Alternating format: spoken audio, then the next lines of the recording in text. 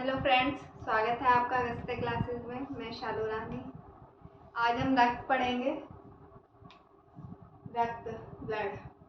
इसके अध्ययन को क्या कहते हैं? अध्ययन को सेरोलॉजी या हेमेटोलॉजी।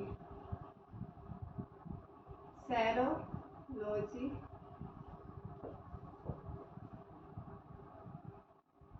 हेमेटोलॉजी।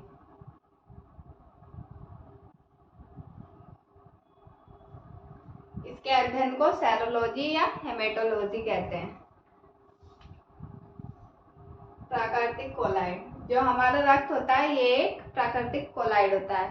कोलाइड मतलब किसी विलयन को अगर हम छानते हैं तो उसमें कुछ चीजें ऊपर रह जाती हैं और कुछ नीचे रह जाता है। जैसे चाय को छानते हैं हम, चाय पत्ती वगैरह, अदरक ऊपर रह जाता है और चाय नीचे चली जाती है। इसी तरह का हमारा ब्लड होता है। क्योंकि इसमें कणिकाएं होती हैं तो छानने पर इसमें कुछ पार्ट ऊपर रह जाता है और कुछ नीचे रह जाता है। तो ये एक प्राकृतिक कोलाइड है। कोलाइड ये बता दें मैंने, जैसे छानने पर कुछ चीजें नीचे रह जाती है और कुछ चीजें ऊपर, तो उसको कोलाइड बोलते हैं। संयोजी ऊतक, ये एक प्रकार का संयोजी ऊतक है। ऊतक मतलब टिश्यू। संयोजी ऊतक, संयोजी ऊतक किसे कहते हैं? जो पूरी बॉडी को जोड़ के रखता है। संयोज मतलब जोड़ के रखता है।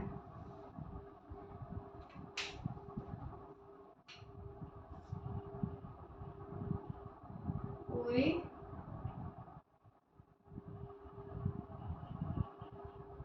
बॉडी को जोड़ता है, क्योंकि हमारी पूरी बॉडी पार्ट में है।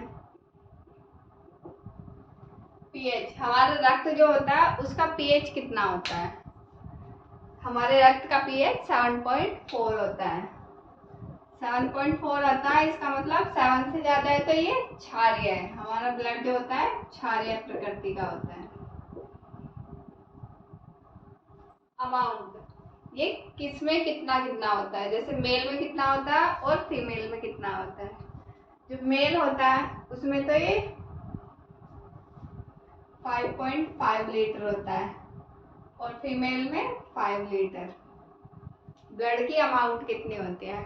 मेल में 5.5 लीटर और फीमेल में 5 लीटर। निर्माण, इसका निर्माण कहाँ होता है? जो वयस्क होते हैं बड़े, उनमें कहाँ होता है, और जो बच्चे होते हैं उनमें कहाँ होता है? जो बड़े होते हैं वयस्क, उनमें तो होता है एडल्ट में, बोन मैरो में।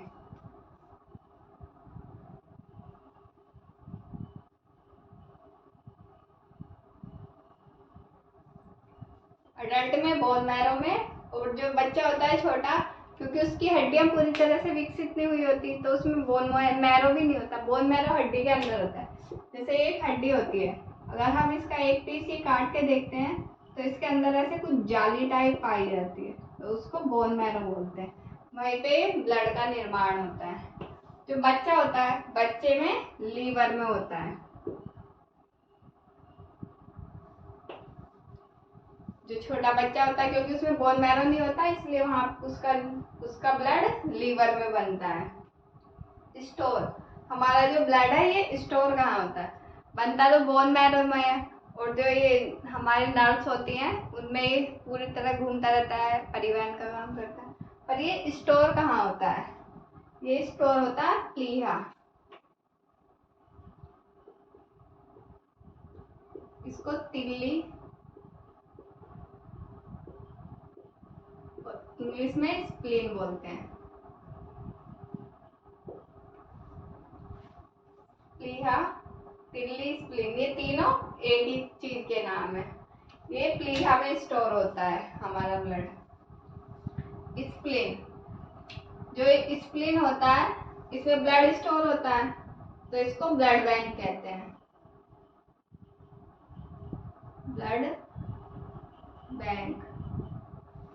और एक चीज और होती है, जो हमारी बॉडी में रेड ब्लड सेल होती हैं तो वो भी स्प्लीन में ही जाके मरती हैं। जैसे जो मर जाती है उनको स्प्लीन खींच लेता है और वो उनको वहां पे गला देता है। तो यहाँ इसको आरबीसी का कब्रिस्तान भी बोलते हैं। आरबीसी का कब्रिस्तान, ग्रेवयार्ड। कब्रिस्तान को इंग्लिश में बोलेंगे ग्रेवयार्ड, आरबीसी का कब्रिस्तान। कोलेस्ट्रॉल, हमारी बॉडी में कोलेस्ट्रॉल कितना होता है? तो कोलेस्ट्रॉल 200 ग्राम पर डेसीलीटर। जो हमारा ब्लड होता है उसको डेसीलीटर में नापते हैं, तो 200 ग्राम पर डेसीलीटर हमारी बॉडी में कोलेस्ट्रॉल होता है। और अगर ये ज़्यादा बढ़ जाता है तो इससे हार्ट अटैक होने के चांसेस ज़्यादा हो जाते हैं, क्योंकि ये हमारी बॉडी की जो नसें हैं उनमें जम जाता है, हार्ट में जम जाता है। हीमोग्लोबिन, हीमोग्लोबिन में आयरन होता है। तो हीमोग्लोबिन मेल में कितना होगा, फीमेल में कितना होगा? मेल में 14 और फीमेल में 13। जो हीमोग्लोबिन होता है मेल में 14 ग्राम पर डेसीलीटर और फीमेल में 13 ग्राम पर डेसीलीटर होता है। 14 ग्राम पर डेसीलीटर, 13 ग्राम पर डेसीलीटर। क्योंकि मेल में हीमोग्लोबिन ज़्यादा होता है और हीमोग्लोबिन में आयरन होता है, इसलिए मेल होते हैं जो वो थोड़ा ठोस होते हैं और फीमेल में कम होता है, तो फीमेल थोड़े सॉफ्ट होती है। ये इसके आयरन के कारण ही होता है। मेल में ज़्यादा होता है आयरन, इसलिए वो ठोस होता है, और फीमेल में कम होता है, इसलिए थोड़ा सॉफ्ट होते हैं। कार्य, हमारा ब्लड जो है उसका क्या कार्य है? ये हमारी बॉडी में क्या काम करता है? नियंत्रण और परिवहन, इसके दो काम है, नियंत्रण और परिवहन। नियंत्रण, किस किस चीज को ये नियंत्रित करता है? एक तो पीएच को नियंत्रित करता है और दूसरा ताप। पीएच और ताप को ये नियंत्रित करता है। परिवहन, परिवहन किस किस का करता है? O2, CO2 और आवश्यक पदार्थ,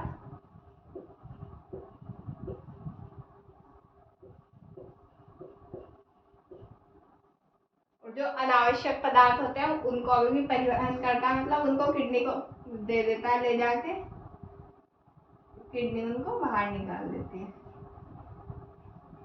अनावश्यक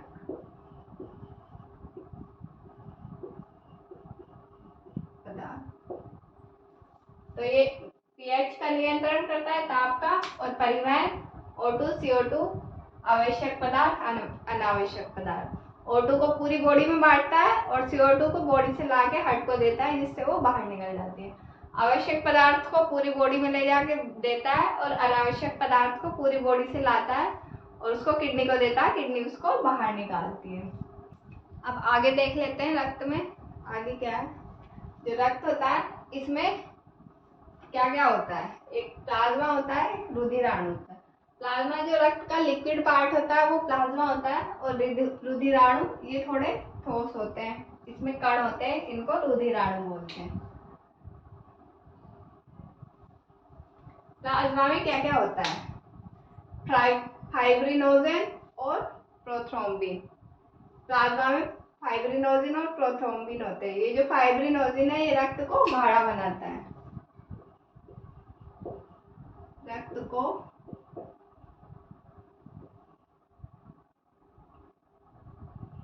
गाढ़ा करता है। अगर इसको निकाल देते हैं तो रक्त पतला हो जाता है। और रुधिराणु 3 टाइप के होते हैं, आरबीसी, डब्ल्यूबीसी, प्लेटलेट। रुधिराणु में रक्त में जब ये दो पार्ट है, प्लाज्मा और रुधिराणु, तो प्लाज्मा ही 60% होता है, रुधिराणु उसका 40% होता है। अब रुधिराणु का पूरा आरबीसी ही 90% होती है, 95%। आरबीसी 95% होती है, डब्ल्यूबीसी और प्लेटलेट्स बाकी 5% होती है।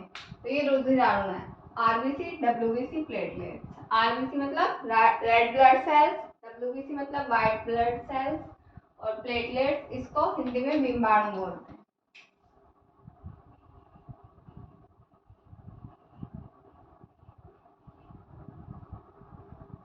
बिंबाणु। ये आरबीसी होती है, ये 50 लाख लगभग होती है। WBC 10,000, इनकी जो संख्या होती है, और बिंबाणु 2 लाख, इनकी संख्या होती है। RBC 50 लाख, WBC 10,000 और बिंबाणु 2 लाख। अभी कितने दिन तक जीवित रह सकते हैं? जो RBC होती है वो 120 दिन तक जिंदा रह सकती है। WBC 4 दिन और बिंबाणु 7 दिन। उसके बाद ये मर जाते हैं, खत्म हो जाते हैं। ये रक्त के पार्ट है। रक्त में प्लाज्मा होता है, रुधिराणु होते हैं। प्लाज्मा में फाइब्रिनोजिन और प्रोथ्रोम्बिन होता है। फाइब्रिनोजिन रक्त को गाढ़ा बनाते हैं, इसको सीरम भी बोलते हैं। सीरम। रुधिराणु 3 होते हैं, RBC, WBC और प्लेटलेट्स। RBC 50 लाख लगभग होती है और 120 दिन तक जिंदा रह सकती है। WBC 10,000 होती है और ये 4 दिन तक जिंदा रह सकती है। प्लेटलेट्स 2 लाख होती है और 7 दिन तक जिंदा रह सकती है। अब रक्त में आगे देख लेते हैं ब्लड में क्या क्या है। आगे ये RBC, WBC और प्लेटलेट्स, इनमें क्या क्या डिफरेंस है ये देखते हैं। यहाँ पे वो थोड़ा सा मैंने वहाँ पीछे बता दिया था, अब और आगे देखते हैं। जो हमारा ब्लड होता है उसमें RBC होती है और RBC में हीमोग्लोबिन होता है। हीमोग्लोबिन में आयरन होता है और आयरन की कमी से हमें एनीमिया रोग हो जाता है, मतलब हीमोग्लोबिन की कमी से या RBC की कमी से। इसमें कोई सा भी पॉइंट आता है, एनीमिया किसकी कमी से होता है, तो हम इन चारों को सही कर सकते हैं। RBC, WBC, आयरन या ब्लड। और ये हीमोग्लोबिन के कारण ब्लड का रंग लाल होता है। आकार इसका, RBC का आकार कैसा रहता है? गोल। आकार गोल होता है और ऊंचाई पे जाने पे ये आकार बढ़ता है। ऊंचाई पर आकार बढ़ेगा जैसे जैसे ऊंचाई पे जाते हैं, क्योंकि हमें ऑक्सीजन की ज्यादा जरूरत होती है, तो RBC का आकार बढ़ता है। परिवहन, ये किस चीज का परिवहन करती है? ऑक्सीजन का। केंद्रक, इसमें केंद्रक नहीं होता।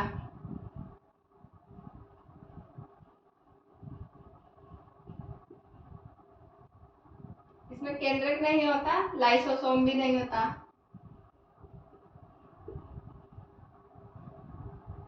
लाइसोसोम अनुपस्थित, क्योंकि इसमें लाइसोसोम नहीं होता। तो ये RBC जब मर जाती है तो ये लाइसोसोम जो होता है ये इनका गलाता है सेल्स को, क्योंकि इसमें लाइसोसोम ही नहीं है तो ये RBC को गला नहीं पाता। इसलिए RBC प्लीहा या स्प्लीन में जाके गलती है, वहां पे गलाते हैं उसको। तो इसलिए उसको RBC का कब्रिस्तान कहते हैं, क्योंकि ये RBC लाइसोसोम द्वारा तो यहाँ मरती नहीं, क्योंकि यहाँ लाइसोसोम नहीं होता, तो स्प्लीन में जाके खत्म होती है। सबसे बड़ी RBC किसकी होती है? कस्तूरी मृग, मतलब हिरण। और सबसे छोटी RBC एम्फियूमा।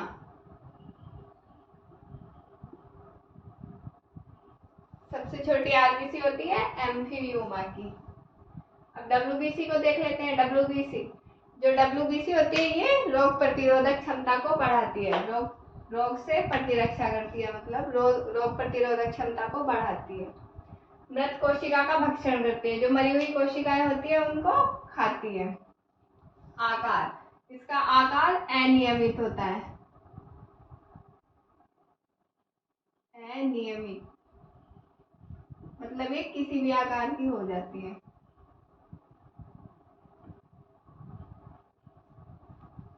केंद्रक उपस्थित होता है इसमें।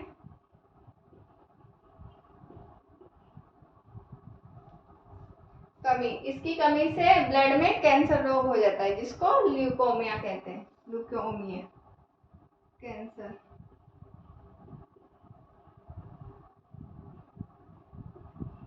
Leukaemia,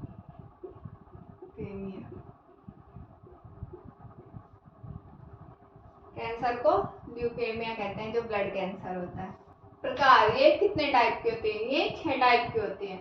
antibody, T cell, monocyte, neutrophil, eosinophil, basophil. जो एंटीबॉडी है वो प्रतिरक्षा प्रदान करती है, रक्षा करती है, और मोनोसाइट ये सबसे बड़ी कोशिका होती है।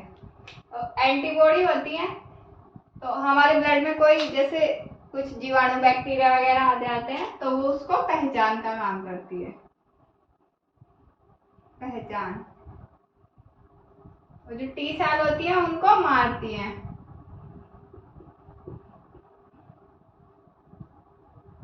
मोनोसाइट उसको खा जाती है, भक्षण करती है उसका।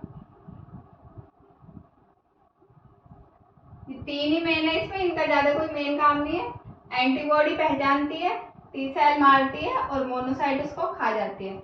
एंटीबॉडी प्रतिरक्षा प्रदान करती है, प्रतिरोधक क्षमता बढ़ाती है हमारी।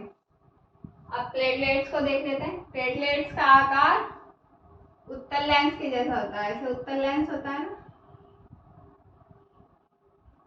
उत्तल।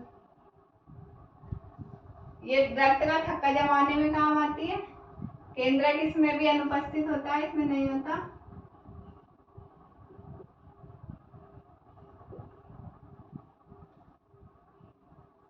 जो डेंगू मलेरिया होता है उसमें प्लेटलेट्स घट जाते हैं, डेंगू मलेरिया में प्लेटलेट्स कम हो जाती हैं।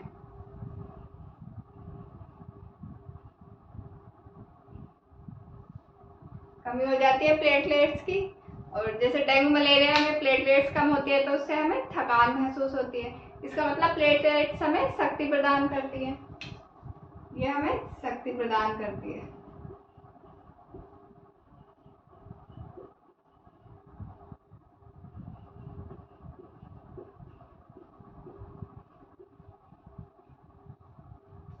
प्लेटलेट्स शक्ति प्रदान करते हैं। एक बार और देख लेते हैं इसको। आरबीसी, आरबीसी ब्लड में होती है, आरबीसी, ब्लड के अंदर आरबीसी होती है। आरबीसी के अंदर हीमोग्लोबिन होता है और हीमोग्लोबिन के अंदर फेरस आयरन होता है।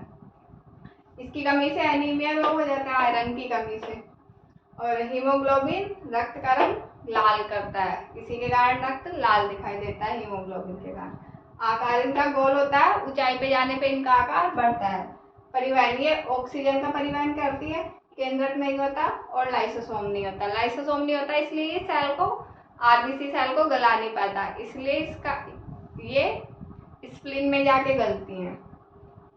सबसे बड़ी आरबीसी कस्तूरी माँ की और सबसे छोटी एम्फियूमा की। डब्ल्यूबीसी रोग से प्रतिरक्षा करती है, मतलब प्रतिरोधक क्षमता बढ़ाती है। मृत कोशिका का भक्षण करती है, जो मरी हुई कोशिकाएं होती है उनको खाती हैं। आकार इसका अनियमित होता है, केंद्रक उपस्थित होता है, इसमें केंद्रक होता है। इसकी कमी से कैंसर होता है, उसको ल्यूकेमिया बोलते हैं। प्रकार ये कितने टाइप होती है? 6 टाइप के होती है। ये 6 के 6 नाम लिखे हुए हैं। इनके कार्य है, एंटीबॉडी का कार्य, ये किसी जीवाणु बैक्टीरिया वगैरह, वायरस या बैक्टीरिया कोई सेल में ब्लड में आ जाता है तो उसको पहचानती है। टी सेल्स उसको मारती है और मोनोसाइट उसको खा जाता है, तो वो खून में सफाई का काम करती रहती है। प्लेटलेट्स, इनका आकार उत्तल लेंस के जैसा होता है और रक्त का थक्का जमाने में काम आती है। केंद्रक इसमें अनुपस्थित होता है। और डेंगू मलेरिया में प्लेटलेट्स की कमी हो जाती है, उससे हमें थकान सी लगती है, बहुत ज़्यादा शरीर टूटा टूटा रहता है। इसका मतलब प्लेटलेट्स हमें शक्ति प्रदान करती है। आज के लिए इतना ही, आगे का इसका बाकी की नेक्स्ट क्लास में पढ़ेंगे। आज की क्लास कैसी लगी? अच्छी लगी हो तो शेयर करें, लाइक करें, कमेंट करें। Thank you.